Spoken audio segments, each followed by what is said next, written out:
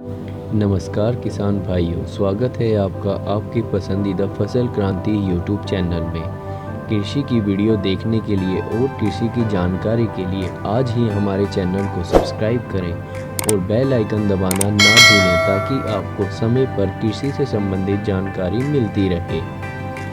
Sir, फसल क्रांति YouTube में आपका बहुत बहुत स्वागत है। सबसे पहले हम आपके बारे में जानना चाहेंगे कि आपका जो इफ़को किसान संचार लिमिटेड है कैसे जुड़ा हुआ, कब से पहले? नमस्कार, मेरा नाम मौरूफ है और मैं इस कंपनी में एज अ हेड एग्रीटेक काम करता हूँ।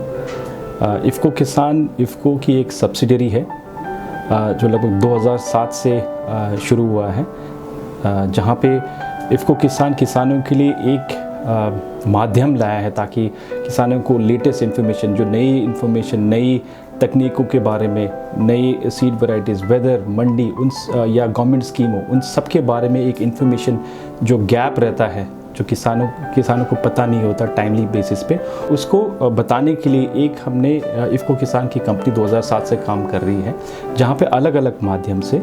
तो पहला माध्यम जो है, जैसे वॉइस के थ्रू, वॉइस एंड SMS के थ्रू सारे किसानों को अक्रॉस द कंट्री रोज़ 3 मैसेजेस के थ्रू बताते हैं कि आज का मौसम कैसे रहने वाला है। उस हिसाब से, मौसम के हिसाब से आपकी जो खेती कर रहे हैं, फॉर एग्जांपल अगर आप धान लगा रहे हैं या फिर आप गन्ना लगा रहे हैं या फिर आप आलू लगा रहे हैं, कुछ लगा रहे हैं, तो उस खेती में उस मौसम के हिसाब से आपको बेस्ट प्रैक्टिस करना चाहिए उस दिन।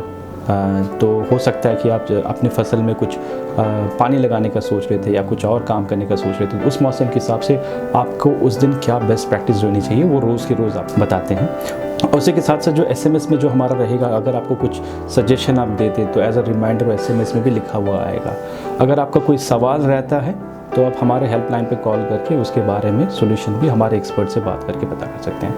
और जो किसान स्मार्टफोन्स पे हैं, उनको हम लोग हमारे इसी सिस्टम के थ्रू ही वही बेस्ट प्रैक्टिसेस ऑटोमेटिकली वो किसान अपने ऐप पे भी पा सकते हैं। वो ऐसा रहेगा कि ऐप डायनेमिक कभी भी आप ओपन करेंगे, कभी भी यूज़ करेंगे, वो हमेशा आपकी माइक्रो क्लाइमेट, आपके लाइट लॉन्ग पोजीशन के हिसाब से सारे की सारी चीज़ें बता देगा। और इसी आपकी जितने आप उसमें ऐप में इंफॉर्मेशन बताएंगे कि आप सीड वैरायटी कौन से लगाते हैं, सोइंग डेट, या बहुत सारे ऐसी चीज़ें हैं जो भी खेती से रिलेटेड होते हैं, जैसे जैसे इन्फॉर्मेशन आप ज़्यादा बताते हैं, वो ऐप आपके हिसाब से ही और ज़्यादा इन्फॉर्मेशन आपको बताएंगे और भी आपके रिलेटेड, आपके फार्म के रिलेटेड कस्टमाइज इन्फॉर्मेशन बताती है। तो तीसरा हम लोग जो काम कर रहे हैं इफ़को किसान में, जो हमने शुरू, इसी का एक एक्सटेंशन होगा जो रहेगा smart farming solution, precision farming solution जिसको बोलते हैं। तो उसके अंदर हम क्या करते हैं कि जहाँ अलग अलग जगह पे हम लोग अलग अलग ज्योग्राफी, अलग अलग क्रॉस में एक सेंटर ऑफ एक्सीलेंस या मॉडल फार्म का एक शुरुआत करते हैं, जहाँ पे हम लोग बहुत सारे सेंसर्स, लगभग 6 से 7 अलग अलग सेंसर्स, सॉइल मॉइस्चर सेंसर्स,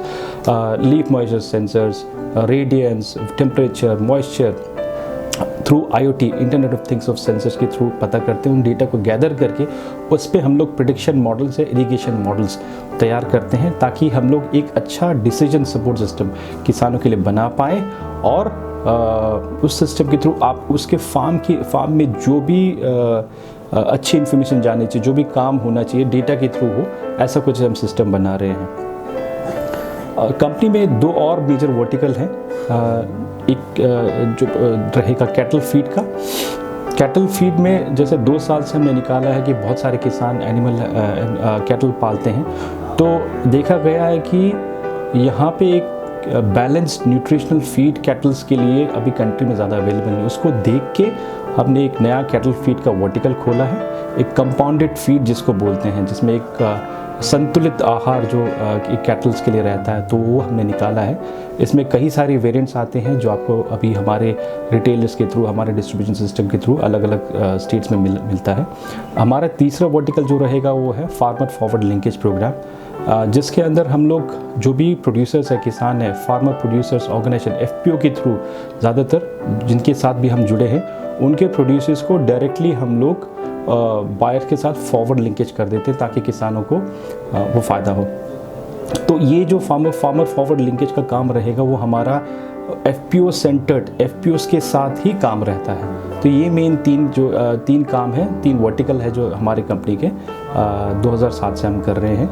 और that's it, thank you. Sir, जैसे कि आपने बताया कि जो सेंटर ऑफ एक्सीलेंस आप लगभग उस पर काम करने जा रहे हैं, एक नया कॉन्सेप्ट है, तो क्या रहेगा, किस तरीके से आप किसानों के साथ इसके तहत काम करेंगे सेंटर ऑफ एक्सीलेंस से, और क्या प्लानिंग है इसकी? देखिए, सेंटर ऑफ एक्सीलेंस या मॉडल फार्म जो मैंने आपको बताया उसका मेन रीज़न क्या था। हमने देखा कि हर फार्म में जैसे अभी देखा जाए तो डिस्ट्रिक्ट लेवल पे या फिर स्टेट लेवल पे, ब्लॉक लेवल पे ऐसे बहुत सारी इन्फॉर्मेशन रहती है, लेकिन एक फार्म लेवल पे ज़्यादातर इन्फॉर्मेशन नहीं है। लेकिन एक फार्म ही है जहाँ पे किसान के लिए सबसे ज़्यादा रेलेवेंट रहता है, तो वही इन्फॉर्मेशन अब देखा जाए तो मिसिंग रहता है। तो सेंटर ऑफ एक्सीलेंस में पहली चीज़ तो जैसे मैंने बोला कि वहाँ पर हम ऐसे डेटा एस्टैब्लिश या इंटेलिजेंस एस्टैब्लिश करना चाहते हैं जहाँ पे फार्म के माइक्रो क्लाइमेट के हिसाब से ही फार्म में क्या लग सकता है, जो भी एग्जिस्टिंग कंडीशन में उन्होंने ट्रेडिशनली जो ग्रो कर रहे हैं उसको कैसे उसकी ईल्ड कैसे बढ़ाई जाए, और उसमें जो केमिकल की जो इनपुट है उसको थोड़ा कम कैसे किया जाए। तो हमारा डायरेक्शन रहेगा IPM, इंटीग्रेटेड पेस्ट मैनेजमेंट और गुड एग्रीकल्चर प्रैक्टिस, जिसको गैप बोलते हैं, उस फोकस से ही उन एरियाज़ में हम लोग अच्छे प्रैक्टिस के साथ अच्छी ईल्ड ग्रो करना चाहिए। तो ये कॉन्सेप्चुअली ये है। और दूसरा, हमें जब हम लोग 1-2 साल लगा देते हैं ऐसे कहीं पे फार्म पे हम लोग ये इंटेलिजेंस गैदर कर पाते हैं, तो हमारा जो एम्बिशन ये रहता है कि क्या उसमें ताकि किसान की इनकम बढ़े, उस एरिया में और क्या ऑल्टरनेट क्रॉप्स लगा सकते हैं। ट्रेडिशनली जो ग्रो कर रहे हैं उसका मतलब ये है कि वही नहीं होगा, कुछ और भी हो सकता है, बिकॉज वी नो कि उसमें सॉइल कंडीशंस क्या है, उसकी बाकी वाटर की कंडीशन कैसी है, रेडियंस कैसा रहता है, उन सारे कंडीशंस को देख के हम लोग, हमारा सिस्टम हमें बता देता है कि इसमें और 4 क्रॉप भी हो सकती है, जो एक स्ट्रेटेजिक, जो मार्केट से ज़्यादा लिंकेज, जिसमें किसान ज़्यादा बेनिफिट पा सके। तो वो कौन से सजेशन, क्रॉप रिकमेंडेशन करके एक सजेशन उसमें भी आता है, उसको ये दोनों चीज़ें उसमें आती है, ताकि लेट्स से आपके पास अगर 10 एकड़ की या 5 एकड़ की 6 एकड़ की ज़मीन हो, उसमें आपके 10% 15% में आप कुछ नई चीज़ लगाएं। तो अभी हम लोग जैसे कुछ प्रैक्टिस कर रहे हैं मथुरा में जहाँ पे ट्रेडिशनली पैडी, सब लोग पैडी लगाते हैं, तो उस एरिया में सबसे पहली चीज़ हमने क्या की, एक मॉडल और सेंटर ऑफ एक्सीलेंस जब हमने इस्टेब्लिश किया, सारे सेंसर उसके डेटा गैदर करने के बाद, तो पहली चीज़ हमने एक बायो फोर्टिफाइड वीट का इंट्रोडक्शन वहाँ पे किया है। तो आइडिया ये था कि जिंक, आयरन, ये सब की कमी अक्रॉस द कंट्री है, लेकिन नोटिफाइड है, पेपर्स हैं, डेटा है जो कहता है कि एक प्रेसिंग इशू है हमारे कंट्री के अंदर, लेकिन इसकी प्रोडक्शन ज़्यादा नहीं हो रही है। तो कैसे इन जगहों पे, इन मॉडल फार्म से हम ऐसे कुछ नई सीड लगाए ताकि 2-4 और किसान जो उसके आसपास वो देख पाए और इंस्पायर हो सके कि वो भी कुछ ऐसा लगा सकते हैं, जिससे ना सिर्फ प्रोड्यूसर्स को, कंज्यूमर्स को भी फ़ायदा होगा, लेकिन प्रोड्यूसर्स को ऐसे फ़ायदा होगा कि जो भी हम लोग इन एरियाज़ में बल्क में हम लोग प्रोड्यूस कर पाएंगे, पहली चीज़ तो हम इंश्योर करेंगे through our technology, through our on ground support, कि वो उस चीज़ की प्रोडक्शन उस एरिया में हो। जब वो प्रोडक्शन हो, उसके फॉरवर्ड लिंकेज का भी ध्यान हम रखेंगे। और दूसरी चीज़, जैसे मैंने बोला, एक नए ट्रेडिशनली में एक अपसाइड, एक नया वैरायटी हमने इंट्रोड्यूस किया। साथ में कुछ और एरियाज़ में, छोटे 5-10% के एरिया में हम लोग कुछ नया क्रॉप इंट्रोड्यूस कर रहे हैं, जैसे अश्वगंधा उस एरिया के लिए बिल्कुल नया है, किनुआ उस एरिया के लिए बिल्कुल नया है। तो ऐसे 2 या 3 ऐसे क्रॉप्स जो किसान के रिस्क को डाइवर्सिफाई करता है, उन चीज़ों को भी हम लोग वहाँ इंट्रोड्यूस करते हैं। और वो सेम चीज़ जो बैकवर्ड लिंकेज, जहाँ पे किसानों को प्रोडक्शन में हम लोग हेल्प करते हैं, साथ में फॉरवर्ड लिंकेज उन चीज़ों का कैसा किया जाए, वो भी सपोर्ट हम किसानों को करते हैं। तो आइडिया यही है, जहाँ पे सेंटर ऑफ एक्सीलेंस लगाए, ऐसा कुछ इसी बैकवर्ड फॉरवर्ड लिंकेज का दोनों के कॉम्बिनेशन में हम लोग आगे लेके चले, और एक खेत ना हो, साथ में जो उसके आसपास 100 और फार्म हो, अप टू 5 किलोमीटर, या फिर जितने भी आसपास के किसान हैं, उन सबको भी एनकरेज करें कि वैसे सिमिलर पैटर्न में उगा सके, ताकि as a group, as a farmer club वो आगे बढ़ पाए। सर, आपको क्या लगता है, प्रिसीजन एग्रीकल्चर समय की मांग है, या फिर किसानों, एक तरीके से हम कह सकते हैं कि जो वक्त बदल रहा है उसके हिसाब से आपको क्या, मतलब आप क्या कहना चाहेंगे? देखिए, मेरे ख्याल से प्रिसिशन एग्रीकल्चर बहुत ही ज़रूरी है। और अभी अगर आपने देखा होगा, क्लाइमेट चेंज एक बहुत ही मेजर फैक्टर आ रहा है। आपने देखा होगा कि जनरली बारिश होती है, वो हो नहीं रही, 2 महीने आगे जा रही है, कहीं 2 महीने पहले आ रही है। जितनी बारिश की संभावना थी उससे बहुत ज़्यादा हो रही है, कहीं जगह पे बारिश हो ही नहीं रही है। तो क्लाइमेट चेंज एक नोन फैक्टर है, और ये एक फैक्ट है, एक सच्चाई है जिसको हमें एक्सेप्ट करना चाहिए, और इसके साथ कैसे हम लोग एग्रीकल्चर एग्रीकल्चर करे वो हमें सीखना पड़ेगा।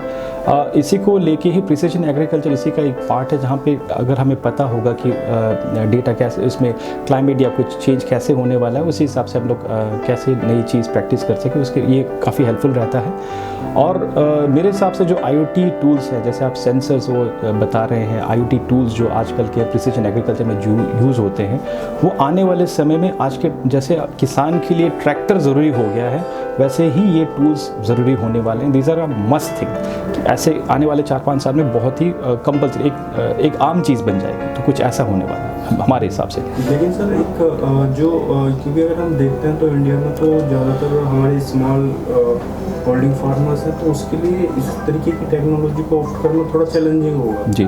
तो ऐसे में क्या नई चीज़ें मतलब हो सकती हैं, थोड़ा मतलब क्या जी। तो पहली चीज़ मैं आपको बता दूं कि प्रिसिजन एग्रीकल्चर टूल्स सबसे ज़्यादा अगर देखा जाए तो ऐसे किसान के लिए बहुत ज़रूरी है जिनके पास एरिया कम है। प्रिसिजन एग्रीकल्चर के थ्रू जो ईल्ड होती है वो बढ़ा सकते हैं। तो यही टूल्स जो छोटे किसान हैं जिनके पास कम एरिया, उनके लिए सबसे ज़्यादा ज़रूरी है, ताकि वो कम एरिया में ज़्यादा बेनिफिट निकाल पाएँ। तो फंडामेंटली सबसे ज़रूरी उन लोगों के लिए है। आप जो बता रहे हैं कॉस्ट, बिल्कुल सच्चाई है कि कॉस्ट बहुत ज़्यादा है। अगर आप देखेंगे लास्ट 2 ईयर में या 3 साल में जो जिस रेट से IoT सेंसर्स या IoT जो इम्प्लीमेंट्स की जो कॉस्ट कम हो रही है, वो धीरे धीरे एक मार्केट लार्जर मार्केट के पर्सपेक्टिव से एक्सेप्टेबल होने जा रही है। और इस समय बताया गया कि कितना कम हो सकता है। और डेफिनेटली अभी एक मार्केट में अलग अलग ऑप्शंस भी आ रहे हैं, जैसे कि बहुत सारी ऐसे कंपनीज हैं जो फाइनेंसिंग में आ रही है, ताकि जो अफोर्ड नहीं कर पाए थ्रू एन EMI, जैसे धीरे धीरे कैसे उसको अफोर्ड कर पाए। सेकंड थिंग जो मैंने आपको दूसरे concept of centre of excellence या स्मार्ट फार्मिंग के बारे में बताई, हमने देखा है कि बहुत सारे छोटे किसान, हम जनरली जिनके साथ भी काम करते हैं वो छोटे या medium small and marginal farmer जो होते हैं उनके साथ ही काम करते हैं। तो यही हमने भी चैलेंज देखा, तभी हमने एक मॉडल फार्म सेटअप करने की कोशिश की। तो आइडिया यही था कि अगर हमने थ्रू आवर सपोर्ट या थ्रू आवर पार्टनर सपोर्ट एक जगह पे हम ऐसा कुछ इंटेलिजेंस गैदर कर पाते हैं, तो वही जो वहाँ से इंफॉर्मेशन या डिसीजन का कुछ भी रिकमेंडेशन आता है उस फार्म से, वो उसके आसपास के किसान 100 और किसान को वो अगर हम लोग इन्फॉर्मेशन बता देते हैं जस्ट एज अ कॉल, या फिर ऐसे हमने व्हाट्सएप पे भेज दिया, कॉल पे भेज दिया, हमारे ऐप के थ्रू भेज दिया, तो उनके लिए फ़ायदा रहता है। तो एक मॉडल फार्म 100 और किसान के लिए। सो एक ये भी तरीका रह सकता है कि कैसे हम लोग उस कॉस्ट को थोड़ा मिनिमाइज़ किया जाए। तो फार्मर प्रोड्यूसर्स ऑर्गेनाइजेशन हमारे लिए एक अच्छा एरिया रहता है जहाँ पे 100-200 किसान जुड़े रहते हैं। तो एक जगह पे FPO में एक ऐसा सैम्पल फार्म लेके अगर हमने ऐसा कुछ सेंटर ऑफ एक्सीलेंस एस्टेब्लिश कर दिया, तो वो उसके सारे किसानों के लिए फ़ायदेमंद हो सकता है। तो एक तरीका ये भी हो सकता है, जैसे 2 और तरीके जो मैं आपको स्टार्टिंग में बताया, एक ऐसा भी हो सकता है। जी, क्योंकि सर IKSL लगभग 40 लाख से अधिक किसानों के साथ काम कर रहा है, तो ऐसे में जो हमने 2 महामारी के साल झेले हैं, आपको क्या लगता है कितना बदलाव किसानों की सोच में और उनकी कार्यशैली में आया है? तो जो हमारी अंडरस्टैंडिंग है, जो हमारे सिस्टम से या फीडबैक कॉल सेंटर पे, या फिर जो हमारी ऑन ग्राउंड टीम को जो पता चला है, जो किसानों से जब बात करते हैं, तो उसके हिसाब से हमारी ये अंडरस्टैंडिंग रही है कि आफ्टर पैंडेमिक क्यूरियोसिटी किसान में और बड़ी है। मेरे ख्याल से तो सब लोग घर पे बैठे हैं, तो जो कंजम्पशन रहा है यूट्यूब पे या बहुत सारे चैनल्स पे उन्होंने एक्सप्लोर करना शुरू किया है। तो मेरे अंदाज से, मेरा ओपिनियन ये है कि लोगों ने ऐसे बहुत सारे एरियाज़ में देखना शुरू किया है। लोगों के जो इन्फॉर्मेशन की नीड, जो हंगर थी, वो और बड़ी है। जब इन्फॉर्मेशन नीड है, हंगर बढ़ी है, तो लोगों ने जाहिर सी बात है कि बहुत सारे जगह पे एक्सप्लोर करना शुरू किया है, देखना शुरू किया है। तो लोगों में जो नोइंग कुछ नया करने की जो इंटरेस्ट है वो बड़ी है मेरे ख्याल से। और जिस तरह के क्वेश्चंस हमारे हेल्प सेंटर पे या बाकी जगह बड़ा है, और क्या कर सकते, नई चीज़ क्या कर सकती है, क्योंकि अनसर्टेनिटी बहुत बड़ी है कि अब कल क्या हो जाए। ऐसा कुछ जैसे वेदर भी, अभी ना सिर्फ कोरोना बट क्लाइमेट चेंज एक बड़ा फैक्टर रहा है जो एग्रीकल्चर के लिए बहुत ज़्यादा मैटर करता है।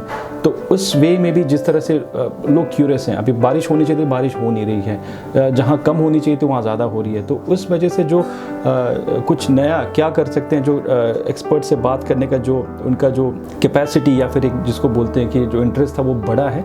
तो मेरे ख्याल से एक इन अ वे एक गुड है कि लोग ज़्यादा सेंसिटिव हुए इन चीज़ों के बारे में, कुछ नया करने के बारे में। जी बिल्कुल। मेरा अंतिम सवाल, IKSL की ओर से आप किसानों को क्या कहना चाहिए? सबसे पहले तो मैं ये कहना चाहूँगा कि बहुत बहुत धन्यवाद सारे किसानों को, क्योंकि किसान के वजह से ही हम लोग सब सस्टेनेबल या सब लोग खुश हैं। कि अगर आपको खाना पीना ये सबसे ज़्यादा इम्पोर्टेंट रहता है, बिना खाने के, बिना प्रोडक्शन के, बिना किसान के किसी का जीवित रहना मुश्किल है।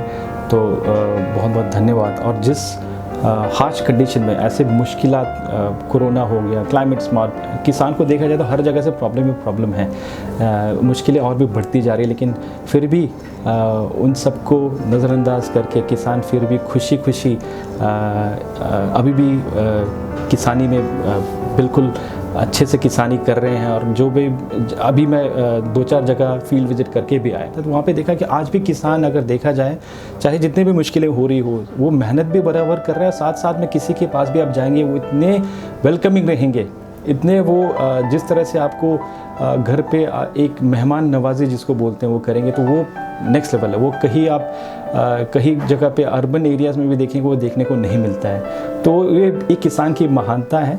तो मैं सबसे पहले तो जैसे मैंने बोला, सबको धन्यवाद। और मैं यही उन सबसे रिक्वेस्ट करूँगा कि आप ऐसे प्रिसीजन फार्मिंग, ऐसे नई चीज़ क्या आ रही है, नई तकनीकों को देखें, ताकि आप एक अच्छी खेती में और आगे बढ़ सके, आपकी आमदनी बढ़ सके। जो नई टेक्नोलॉजीज़, नई तकनीकों के बारे में अगर आपको नहीं पता चलता, तो ऐसे बहुत सारे हमारे जैसे सोर्सेज बहुत सारे, हमें कांटेक्ट करिए और इसका लाभ लीजिए। प्रिसिशन फार्मिंग जो हम लोग बात कर रहे हैं, सेंसर्स, ये सुनने में आपको लगता होगा कि ये कुछ नई चीज़ है, इससे कुछ फ़ायदा नहीं होता, लेकिन आप अगर हमसे जुड़ेंगे और इन चीज़ों के बारे में जितना आप ज़्यादा जानने की कोशिश करेंगे, इसको आप एक बार करके देखेंगे तो आपको ही फ़ायदा होगा। ऐसी चीज़ों पे आप ध्यान दें और जितना हो सके एक नई जो साइंटिस्ट, रिसर्चर्स, सबका जो नया कहना है उसको थोड़ा सुने और उसको परख के उसको इम्प्लीमेंट ज़रूर करिए। धन्यवाद।